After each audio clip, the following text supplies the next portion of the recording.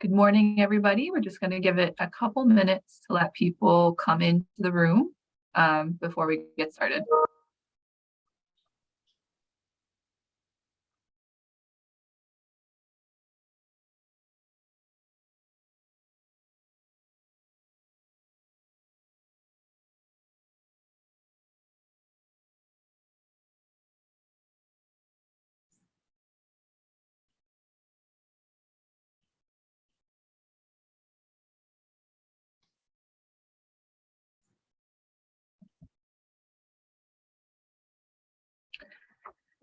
All right, good morning and welcome to our 2022 ADA seminar. My name is Katie Hunt-Thomas. I work for the Ability Center of Greater Toledo, and I'm here to introduce the next session.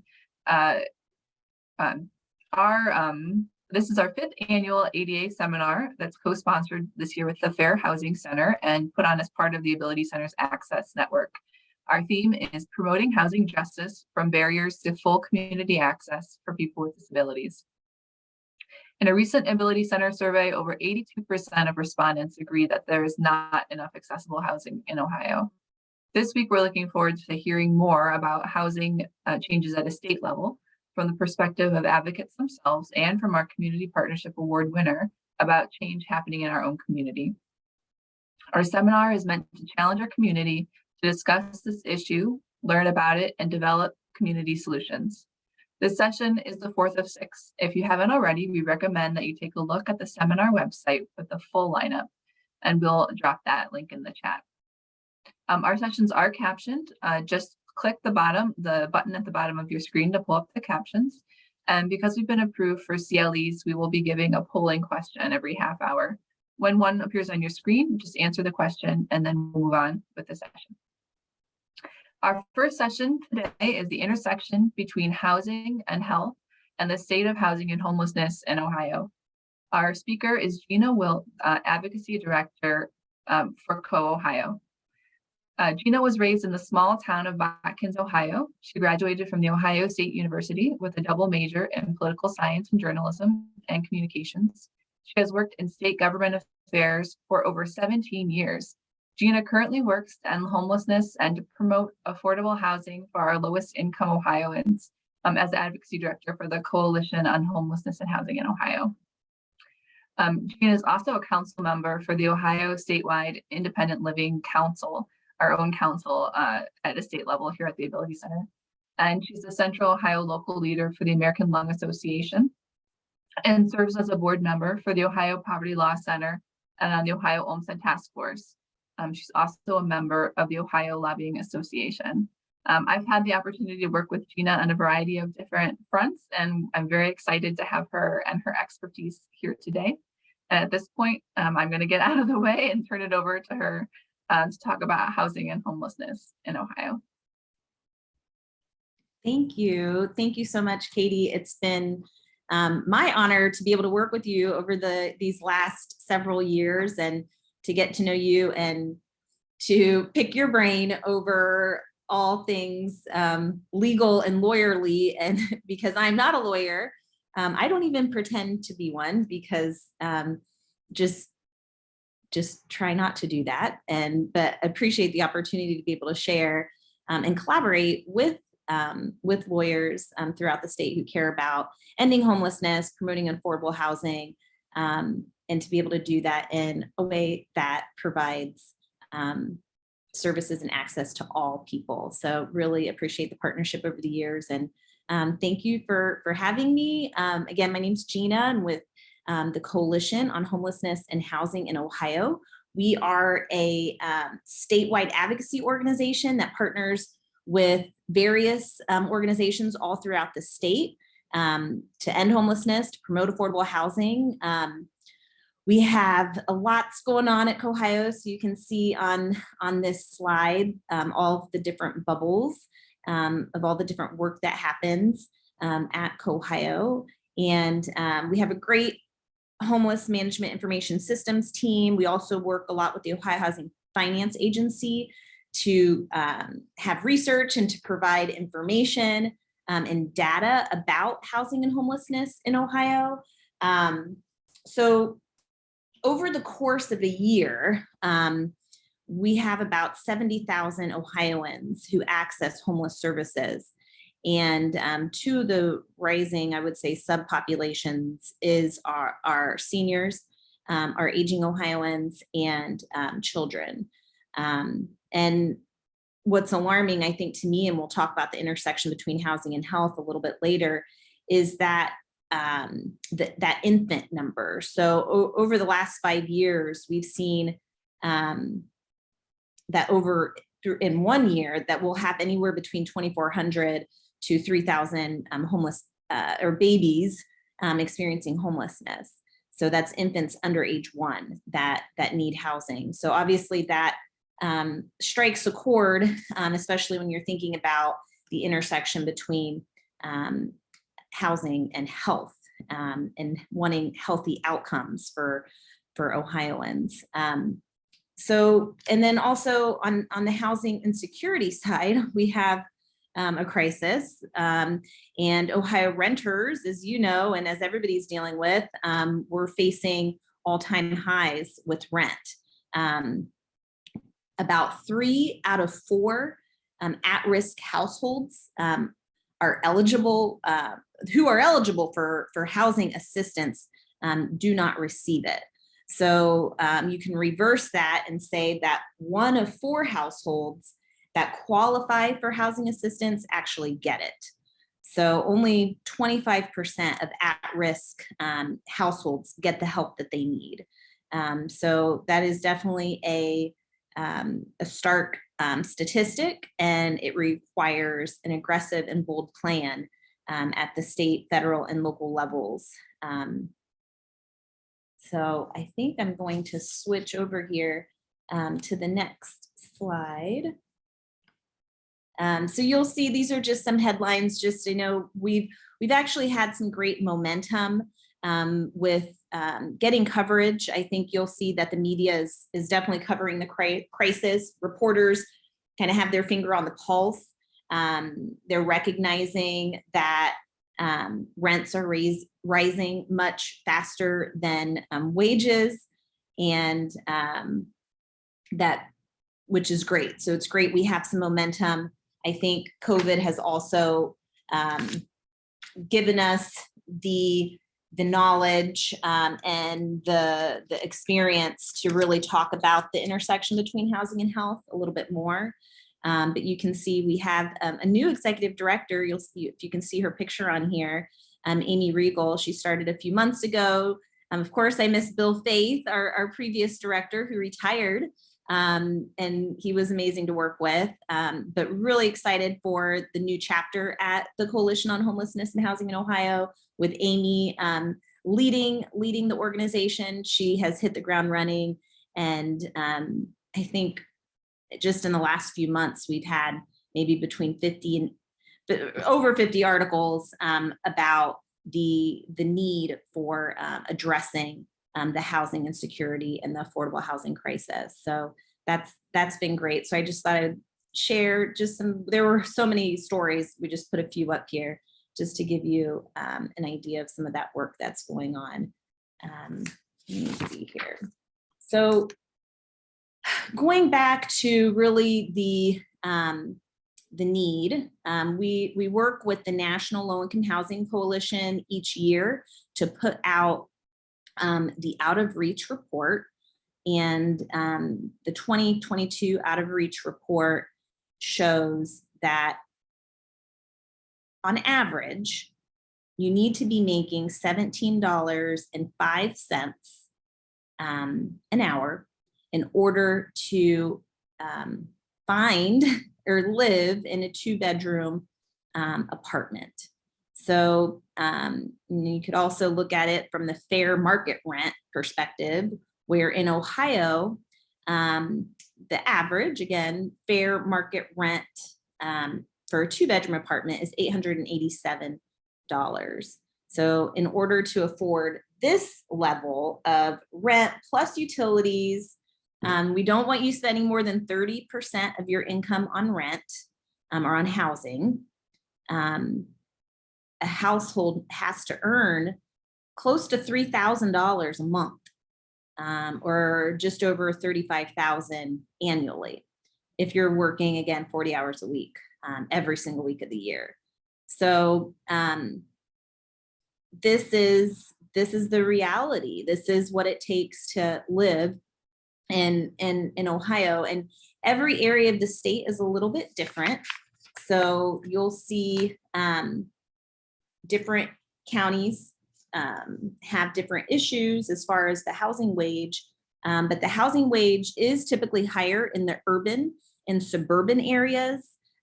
Union County, for some reason, has a very a higher housing wage. Columbus, Cincinnati, you might expect those to have a higher wage, higher housing wage. But the gap between rents and wages is actually wider in some of the rural areas, like Athens, Brown, Meigs, Morrow, Geauga, Hocking, Licking. Looking at my list here, Pickaway. Those have wider gaps between rents and wages. So again, while wages have risen in the recent years, rents are still increasing at a rate several times faster than our wages. So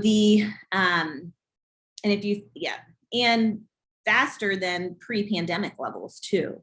So the average cost, again, of renting a 2-bedroom unit, that is, again, the 1705, but the percentage is 12.6% higher than last year. So over 1 year, it's been 12.6% increase. And then over the past 2 years, it's been a 21.4% increase.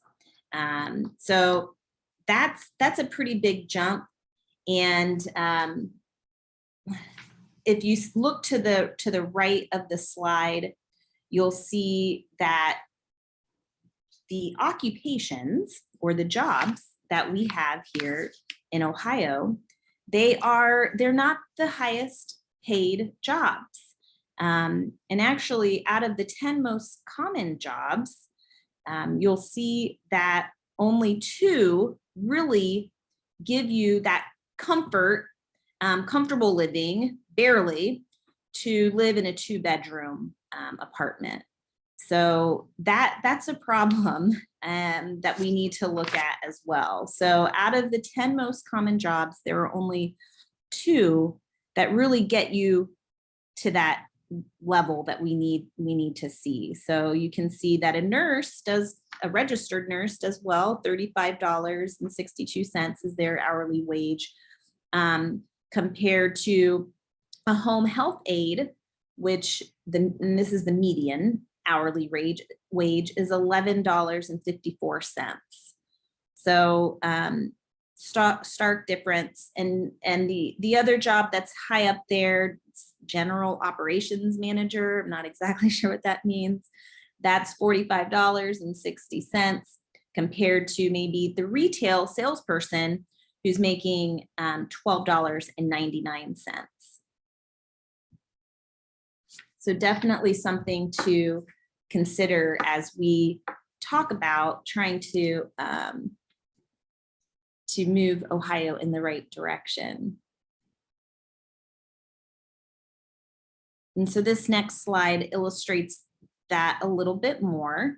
You'll see the rents on the left. You can see how they have just gone up quite drastically in the last couple of years.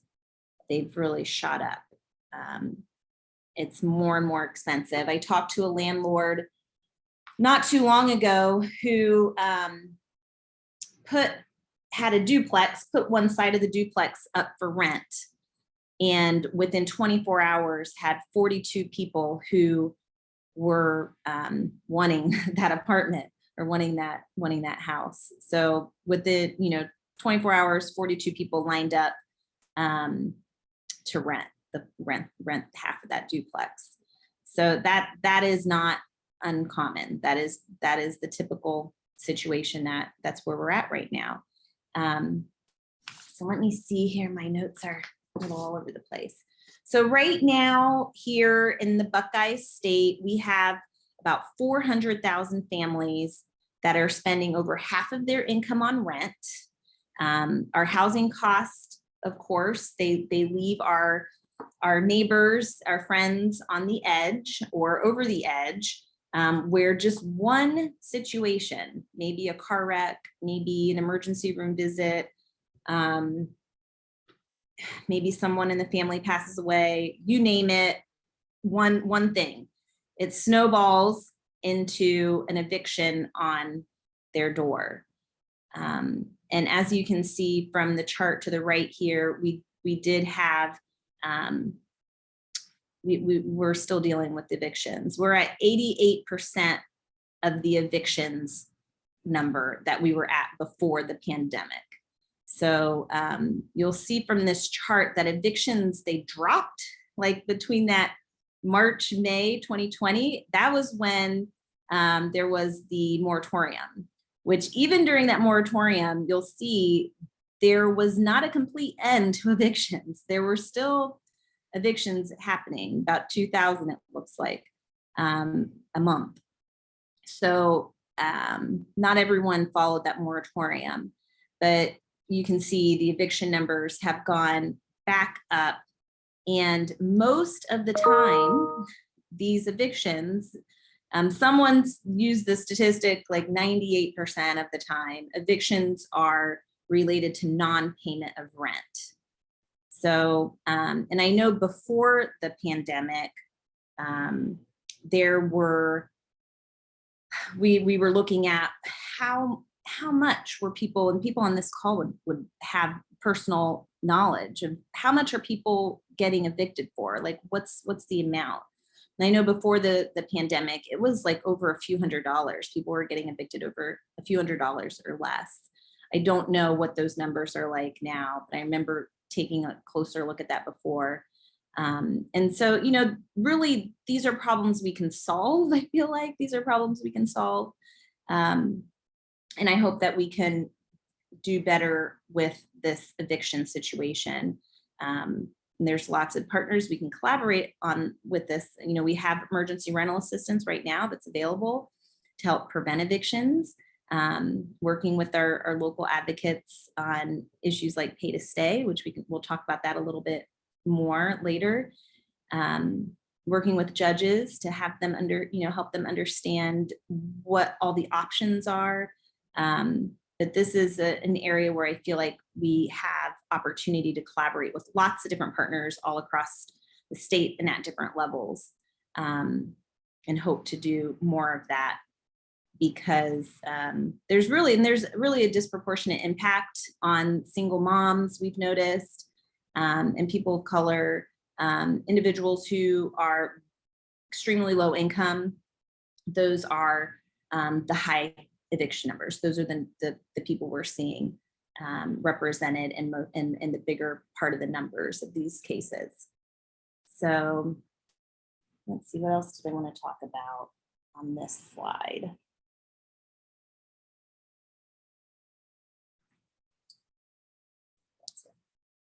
So we're just moving right along. So all of this is great, right? We've got all this information. One of the big picture issues I think that this kind of all comes down to is on the healthcare side. So housing really is healthcare. We have seen from the pandemic, we have really been able to talk more about this and how housing is inextricably linked to health and vice versa. And these are some just other statistics that we have used quite a bit with our work with Opportunity Starts at Home, which was a campaign to really get the word out about the intersections between all types of things, not just healthcare, but with education, with all sectors, because everything's tied together. So I thought this was just a good slide to share. One of the things that COHHIO has worked on that I think really explains and highlights the link between housing and health is our Healthy Beginnings at Home, which is an exciting program that maybe you've heard of, hopefully you've heard of. But so Healthy Beginnings at Home is a collaborative effort with a lot of people from the healthcare side, managed care organizations, and hospitals, and United Way. We have lots of different folks involved with the infant mortality collaboratives. So it's an effort to reduce infant mortality by specifically by providing housing assistance, rental assistance to at-risk pregnant women. So it's a research project that's trying to build that scientific evidence to show that stable housing improves birth outcomes for at-risk women, their families, reduces Medicaid spending, and addresses racial disparities. So a few years back, Celebrate One did the pilot study with 100 families from 2018 to early 2021. And the preliminary results from that pilot were what you would expect, what things that we all know are important. But not everybody thinks like we think. So we have to make sure that we build the scientific evidence. So that was launched, and the preliminary results came back. It was stark, and it was so there were 100 families. There were 50 in the control group, and then there were 50 in the intervention group. Unfortunately, there were 4 fetal deaths in the control group. There were none in the housing intervention group. So that right there says a lot. 40 of the 51 babies in the intervention group were born full term and at a healthy birth weight, in comparison to 24 of the 44 babies in the usual group. So in that control group, basically half of the babies did not have the full-term situation or healthy birth weight situation. So the other big thing that we noticed with that pilot project is that babies in the housing intervention group, they were less likely to be admitted to the NICU. And so they had an 8-day stay rather than a 29-day stay. So the babies that were in the moms and babies that were in the control group, they stayed at the hospital longer, so 29 days, as compared to the women that had the housing interventions. They were more at the 8-day point. So big difference there. And of course, the expense of staying in the hospital even one day. And so we did find that there was an increase in Medicaid savings with the housing intervention. So it's like, where do we want to pay? Do we want to pay with high Medicaid, or do we want to make the investment in the housing? So there was a huge difference. So the average claim for infants in the intervention group on Medicaid was around $4,000, where in the control group it was like $21,000. So big difference. And so COHHIO is working again to launch a new, we'll call it Healthy Beginnings Again 2.0, to launch this again. So the pilot worked, the pilot was great, but now we need to continue to build the scientific evidence. And Ohio is the only one really doing this type of study. The nation is watching us, which is kind of cool. We've been having conversations with the White House and with Health and Human Services. And so Ohio has been working with the Ohio Department of Health, the Ohio Department of Medicaid, along with, the Infant Mortality Collaborative, so Celebrate One, Cradle Cincinnati, the United Way of Summit, Summit in Medina. We have the Dayton and Montgomery County public health folks. We're working with CareSource. CareSource has been very integral in the work, along with Nationwide Children's Hospital, and metropolitan housing authorities and landlords. We need landlords to make this work. So, you know, we talk about the eviction crisis, and we'll talk about tenant protections as well. But we do need good landlords, and we want to work with good landlords to help us with all of our populations that need housing. And so landlords play a big role in this particular study, but as well as the big picture, we need good landlords to work with us. So yes, housing is healthcare. We know that. We're working towards getting more people to understand that. But these are just some little tidbits that I wanted to share, and look forward to talking about more as well. So let's see. Here, I'm looking at my time. So what do we do? So we talked about the eviction crisis. We talked about the affordable housing crisis. And so where do we go from here?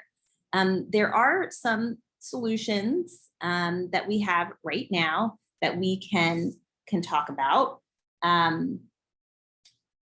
This would be one, the Ohio Housing Trust Fund. Hopefully people are aware of the Ohio Housing Trust Fund. That's something that's in place right now. If you are not familiar with the Ohio Housing Trust Fund, you should get familiar with it. It is the state's most significant resource for housing and homeless services. So most housing resources do come from the federal level. Housing is expensive.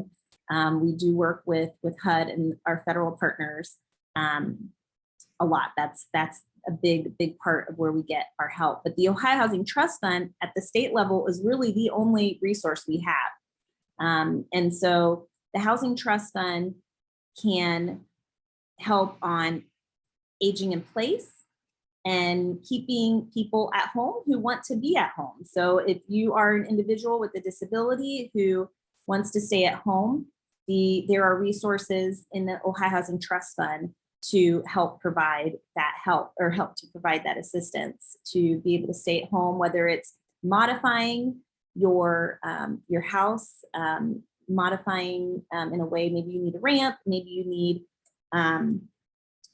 your bathroom updated, whatever it is. There are resources within the Ohio Housing Trust Fund for that.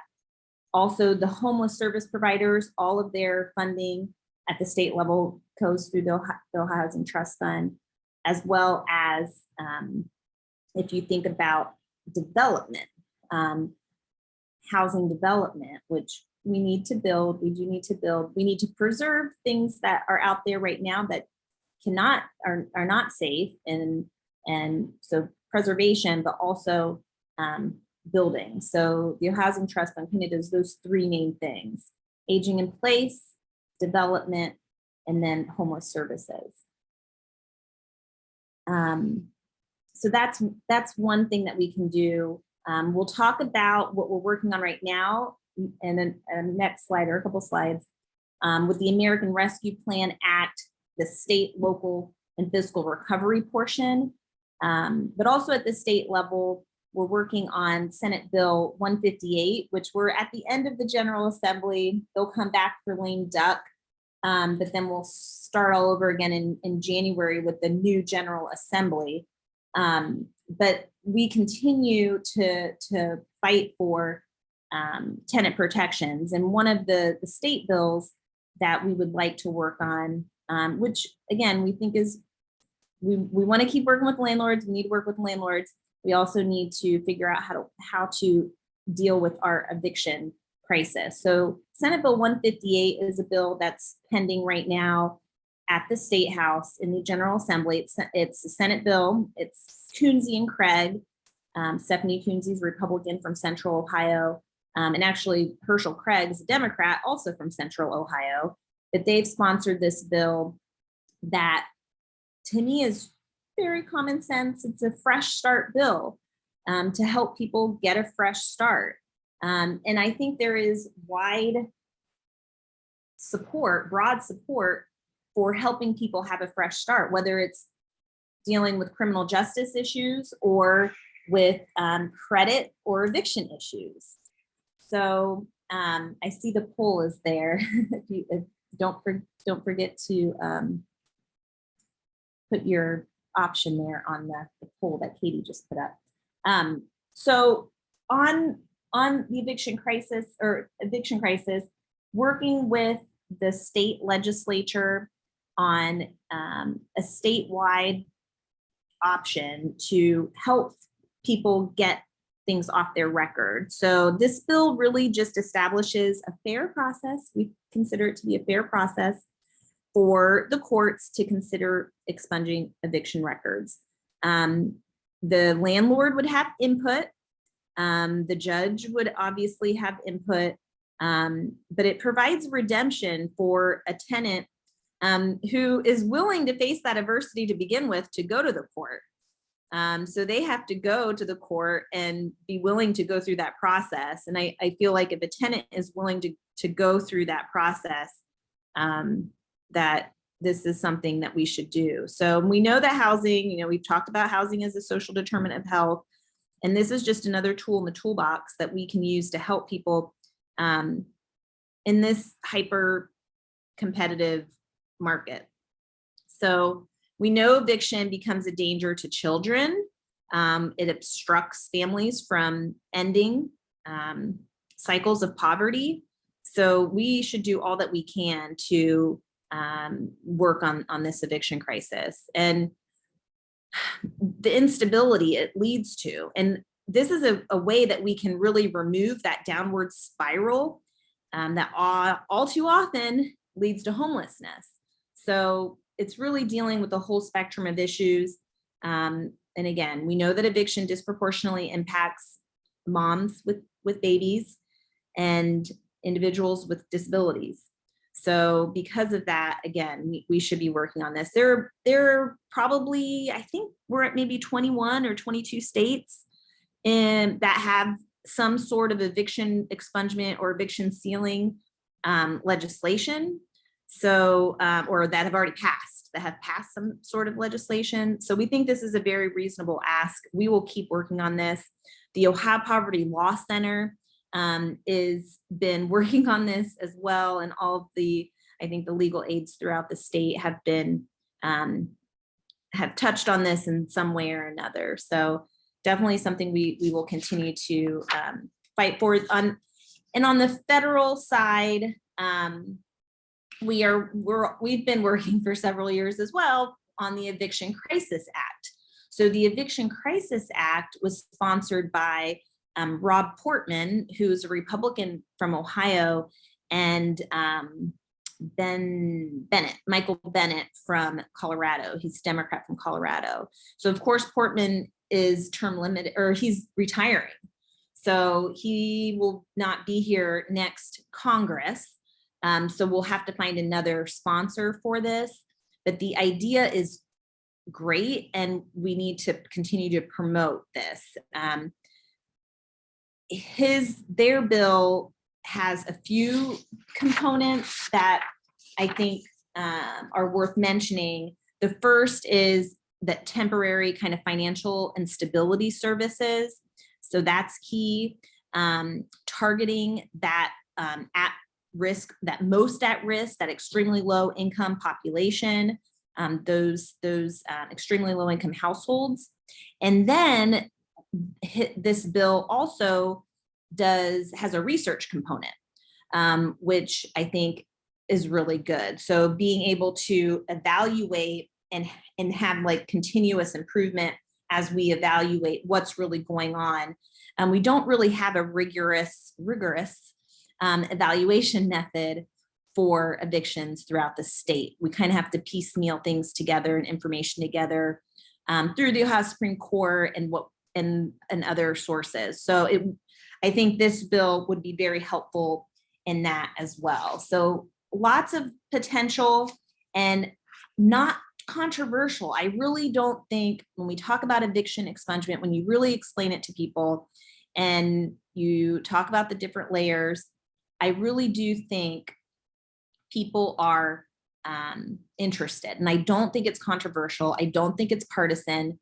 This federal bill has a Republican and a Democrat. Our state bill has a Republican and a Democrat on it.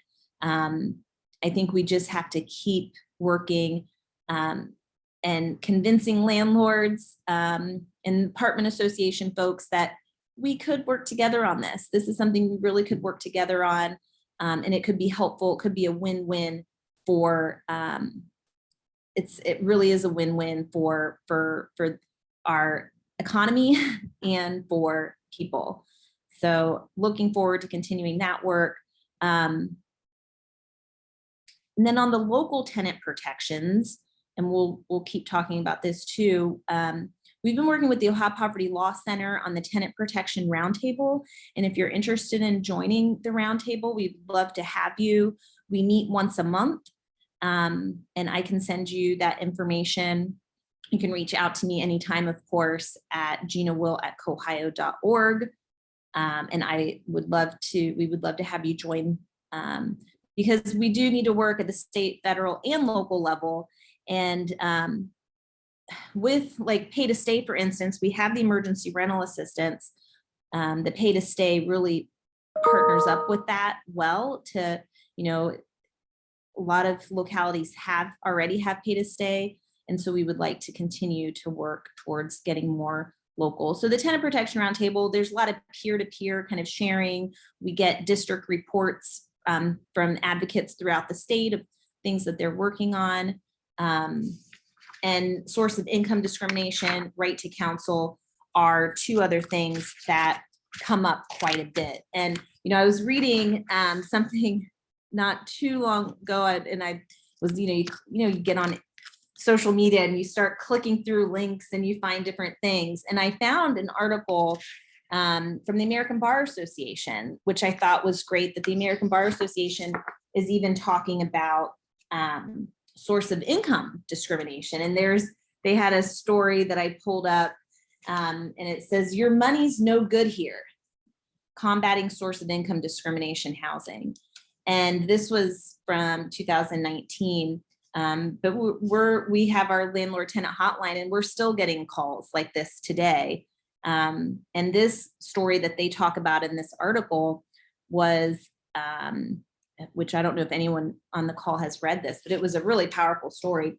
It was a honorably discharged veteran who had a special housing voucher, and she, was being discriminated against because she had this voucher. The landlords were just saying, "Nope, your money's no good here." So really having local, if we can't get a statewide one, there's a federal option too. There is some legislation that's pending, hasn't gone anywhere, that has a federal source of income. I don't know if we could do it at the state level, but there are some locals that are doing this. And let's see what the next slide is. Oh, well, I'll skip to this and then I'll go back. So, and then on the pay to stay, so we've also, we need to collect all that information. So we're working on that. And COHHIO actually worked with the Affordable Housing Alliance of Central Ohio to put together the pay to stay guide, which is great and helpful. It shows where locals have pay to stay, but then it also, talks about what can you do if you want to get pay to stay in your community. So looking forward to doing this work with source of income discrimination and right to counsel as well. And then we do touch on that in this guide. And you can visit the website, COHHIO's website, to look at that. And Carly Booz with the Affordable Housing Alliance of Central Ohio was an instrumental leader in getting this done. And so we'll continue that work as well. Ohio is one of only 5 states that actually allows landlords to evict if a tenant pays rent just one day late. So pay to stay is definitely an essential thing to help tenants so that they can avoid eviction. And I think that it would make a huge, huge difference. So a great tool, and looking forward to continuing that work. And there are lots of other resources if your community is looking to maybe work on this to combat some discrimination in housing issues. And some of my go-to organizations are like NCLC, which I should know what that stands for, the National Consumer Law Center, maybe, NCLC, and then the National Housing Law Project, NHLP, as just two groups that are doing a lot of work in these areas just around tenant protections, and have really enjoyed working with those groups as well. So to go back to kind of what we're doing right now, and I definitely jumping all over the place, but so right now we talked about the Housing Trust Fund. That's something that's in place. We want to maintain that, but something that we're also looking to do right now is to invest some of those ARPA dollars into housing. We have $1.9 billion left. I say we, the state of Ohio has $1.9 billion left in the state and local fiscal recovery fund. And we are asking the state to invest $308 million of that remaining fund, of those remaining dollars, to create housing. So it started off 5.6 billion. They've spent a lot of money already. You've probably seen stories, you've seen releases. They've spent money on the intel that's coming, which is, needed. So they've a lot of infrastructure dollars, water, sewer. A lot of money has been spent already of those state and local fiscal recovery funds. So we started at 5.6 billion. We're at 1.9 billion, and we're asking for 308 million to create supportive housing, to create regular rental housing, affordable housing, workforce housing, housing for the working poor, housing for people who want to live where they work, however you want to describe it. And then we also have an ARPA ask included to help our at-risk pregnant women in the Healthy Beginnings at Home that I spoke about earlier. And then the funding repair and accessibility upgrades, that is the aging in place. So we are overprescribed. That program is just overprescribed. We have wait list, crazy long wait lists. So we would like some ARPA dollars to put towards repair and accessibility upgrades so people can stay home. If they want to be at home, they can stay home. And then we also want to support work that's happening with people who are involved in the justice system, who are coming out of the justice system, and that we have an option for our neighbors who are coming out of the criminal justice system who need a place to live. We have to have options for everyone. So we need to bolster that work because there are issues there that we need to work on. So this is our ask. We actually have teamed up with the business community, which has been a different thing for us. But the business community in the last, I think, few years, and also with, I think for lots of different reasons, maybe, when you have to shelter in place and you have to work from home, I think they realize, oh, wow, our employees need someplace safe, decent, and affordable to live. And then we also have Intel coming. Now we have the Honda battery plant coming, and we're going to need places for people to live throughout the whole spectrum. And if we don't have affordable housing, the whole spectrum doesn't work. You don't have affordable housing, then the people that are living in rentals that maybe want to move into first-time home buyers, maybe want to move into that next level of housing. It doesn't work. We need every level. And affordable housing is key in making sure that we have that correct ecosystem, so that everybody has a safe place to live. So I think that employers have been saying, well, we'd love to come to Ohio, but where are people going to live? Is that infrastructure in place? Is that a possibility? So we're excited to work with them, and we're hopeful that we can get some ARPA dollars.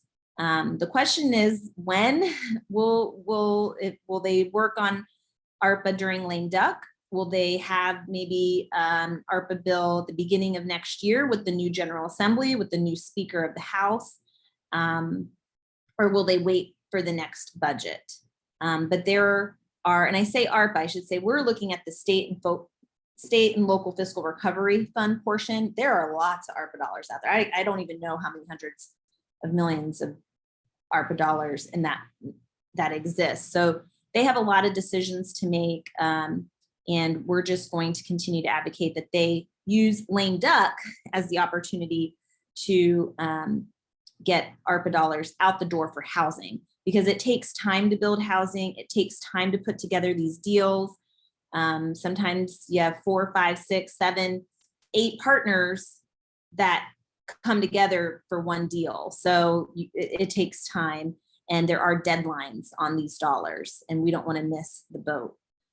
So there are guidelines from the Department of Treasury that have actually gone out and encouraged a special FAQ section that actually encourages states to use these dollars for investment in housing. It's the perfect eligible use. And so they issued some guidance that was very helpful. And so we will continue that advocacy. And I'm getting close to time here. So, I was talking about resources. I thought this was a great resource, maybe in a recent release from Harvard that put out just some different policy ideas. As we've gone through the pandemic, they've come up with different innovations and different ideas, and kind of focused in on some of those barriers that you've been talking about over these last few days and next few days. So I highlighted a few that stuck out to me. So we need to build the housing, and we need to do the preservation of the housing. But we also need to figure out how to do it right. And we need to figure out how to work with our locals on doing it right. And I was really impressed by the Ability Center, because they sent around a letter when these, ARPA dollars were starting to go out. They were going to the local governments as well. And the Ability Center sent around a letter saying, hey, local communities, you got all this money. Here are some ideas on what you can do with this money. And we should all be doing that. So all of us should be doing that, because a lot of our local governments have not spent their COVID relief ARPA dollars, whatever you want to call it. They have not spent their dollars yet. Some of them have put plans into place, but haven't spent the dollars. Some haven't even put plans into place yet. So that is definitely something that if you can reach out to local folks, like there are some really good things that they can do to help make housing more accessible and affordable, and a lot of development that could happen. And these are dollars that are there for them to do all that stuff. So I thought it was great. If you have a chance to look at the Ability Center letter that they sent out, it would have been probably last year. Yeah, probably last year. It's just very impressive, and a great opportunity to start the conversation with your local communities, because we do have developers who want to develop. No question, no doubt. A lot of issues come up when you get to the locals, to maybe to the city council or to the local government people. They don't necessarily want you to build anything in their community, whether it's senior housing or whether it's supportive housing whatever type of shared housing, whatever it is, they sometimes just don't want it. They don't want it in their backyard. That's where that NIMBY word comes from, not in my backyard. So I would see some of these opportunities through these dollars, maybe to have planning meetings and to be able to talk to your locals in order to figure out ways to use those dollars to build more accessible housing. And I thought there were some good ideas in this report. So I just threw that on there. And then, of course, we have Joe Moscoviak, who's a great resource at COHHIO. And I just took a snapshot from the website of all the different things on the website that you could go to at cohhio.org, or you could just email Joe. He is definitely an experienced expert and is super helpful to me as we're working on tenant protections and trying to make housing more accessible for all people. So great resource, and hope that you would just reach out to him anytime you have a question. He's definitely a great go-to person. And I think that might be my last slide. I know I ran through a lot of information really, really fast. Hopefully it went fast for you. Hopefully it wasn't too boring. But would love to just hear what people are thinking, what their questions are. If there's some slide I could go back to, I don't know, do I turn it over to Brittany? Yeah. Hi. Yes. Thank you. That was awesome. I always love hearing from you. We do have 2 questions in the chat right now. So if anybody else has a question, please put that in the Q&A box down at the bottom. So the first question is, will this Senate bill not just remove the eviction from the municipal docket, but remove it from the tenant's credit record? And I believe that was in regards to Senate Bill 158. That's a great question. And as we prepare for next General Assembly, we're hopeful. We think it's not addressed right now, but we think we have found a way maybe to address that. And I am not smart enough to explain to you how, but we have been working with the Ohio Poverty Law Center, and we've been working more recently with the Ohio Judicial Conference. And so they've been talking, and we might have a way to address that, because that is important. Because that's, the landlord's just going to check something else and find something else as an excuse to not rent to you. So yes, that's a great question. And I do hope that we'll be able to address that in the next version of the bill. Okay, perfect. The next question, there are a couple questions within this question. So first part, do you know what the requirements are for expungement under the proposed Ohio or federal bills? For example, if the eviction was for back rent or damages, will the tenant need to satisfy those debts to qualify for expungement? And I think, yes, that's a great question. And oops, I don't know, did I just do something to my screen? I don't know if I can answer that correctly. So I'm going to say that question has come up, and I think so. I think that's the case anyway, and I don't think we're changing that. Okay. They also asked, does it matter how many evictions someone has experienced? And what if any other qualifying conditions are being kicked around in the bills?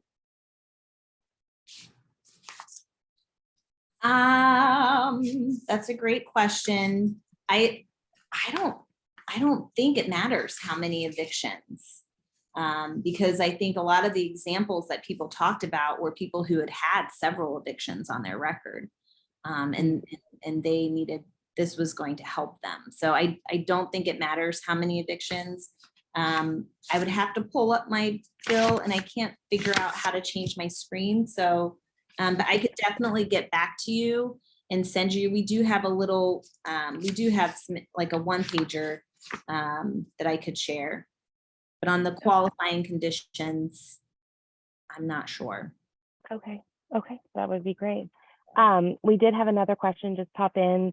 someone asked, we are a small group of about 30 special needs parents who've been trying to launch an inclusive housing project for the past 7 years. Would you or the Ability Center be able to guide us to enroll the right mix of partners to be successful with procuring ARPA dollars for our project?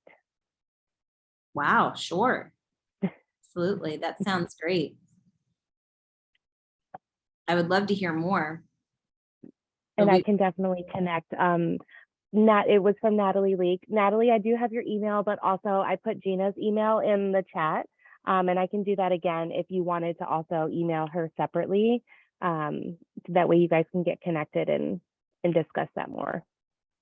Yeah, I think we need to get creative because this is who can afford to live right now? Like, who can afford the cost of living, inflation, whatever you want to call it? I mean, who can afford to live right now? So we do need to get creative. So I would love to hear more. Perfect. Okay. Someone else said, I would love to hear more about Natalie's program as a parent of special needs child and advocate for families. So I think that is something that is definitely needed. And like you said, Gina, get creative in what we do and how we move forward. So far, we don't have any other questions. I don't know, we maybe give it a minute.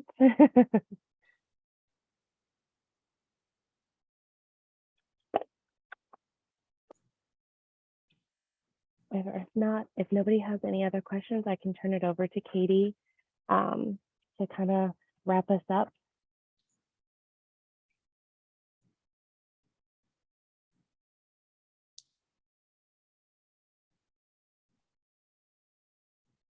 Katie, I think you're on mute. Thank you. We are coming to the end of our time. So I just want to thank Gina Wilt, the Advocacy Director for COHHIO. Like I said, we really value your expertise and are excited that you had a chance to share it with our own wider audience today. And we appreciate you being here. Thank you. And I knew I was going to get these like legal technical questions, which is why I wanted Joe Moscoviak on here with me, but I'll give him a hard time when I see him. I'm like, I needed you, Joe. Where were you? Well, and now everybody has his contact info if they want to reach out to. So he's actually watching. So hi, Joe. Oh, hi,